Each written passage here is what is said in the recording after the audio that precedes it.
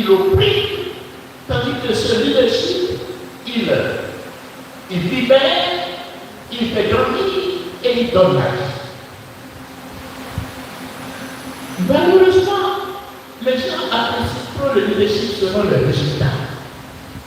Mais quand on va, surtout dans les entreprises, on dit oui, avec l'ancien chef là, quels sont les chiffres d'affaires qu'on a fait? Avec celui-là qui est un bon chiffre d'affaires, on a fait de meilleurs chiffres d'affaires.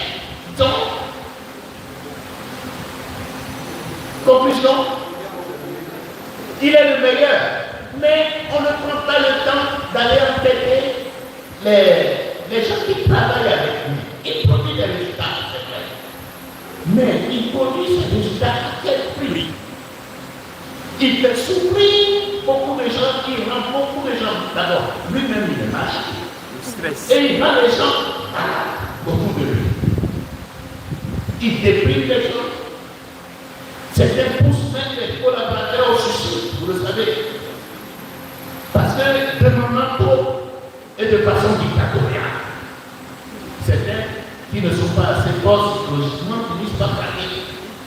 Ou ils disent je parle ici pour avoir ma tête, pour sauver ma famille, etc.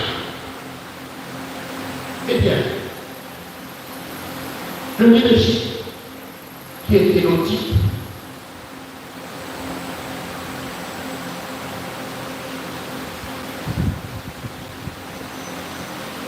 quelles sont les caractéristiques de ce leadership? Je vais retenir quelques-unes. Les plus importantes sont hétérotype, c'est-à-dire qui s'abaisse, amical. C'est pas à nous. On ne s'abaisse pas pour s'abaisser.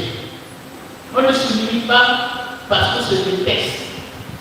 On s'humilie, on s'abaisse parce qu'on aime. Et ça fait que le pardon de l'abaissement,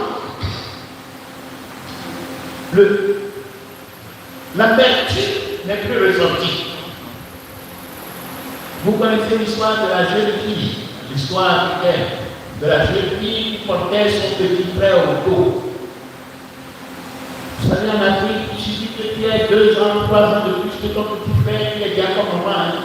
Tu prends ton petit frère au dos. Et elle marchait, elle rencontre un monsieur qui dit le bateau que tu portes au dos, là, ça doit être loin. Et la jeune fille lui répond non, ce n'est pas un fardeau.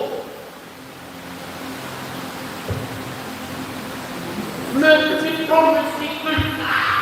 Mais s'il vous plaît, je ne fais. Ça m'étonne.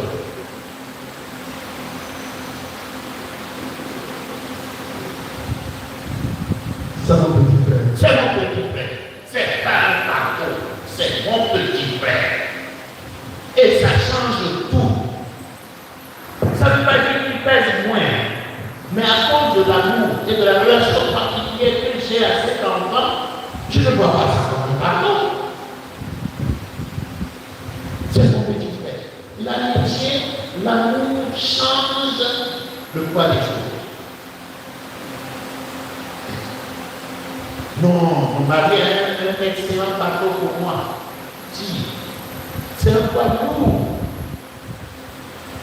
Pas au bon sens du terme. Bon, mais pas la place de l'amour. Je peux supporter ce pardon. Moi aussi, je suis un pardon pour les autres. Souvent, on ne veut pas reconnaître ça. Moi, je dois remercier Jésus de m'avoir supporté malgré mes sales caractères pendant près de 42 ans.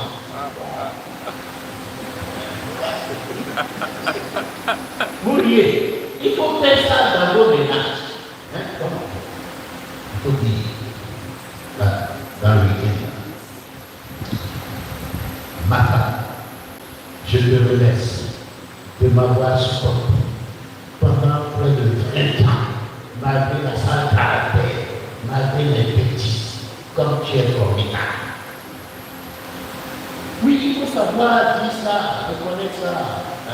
Au fond, ce qui nous manque, c'est l'imagination pour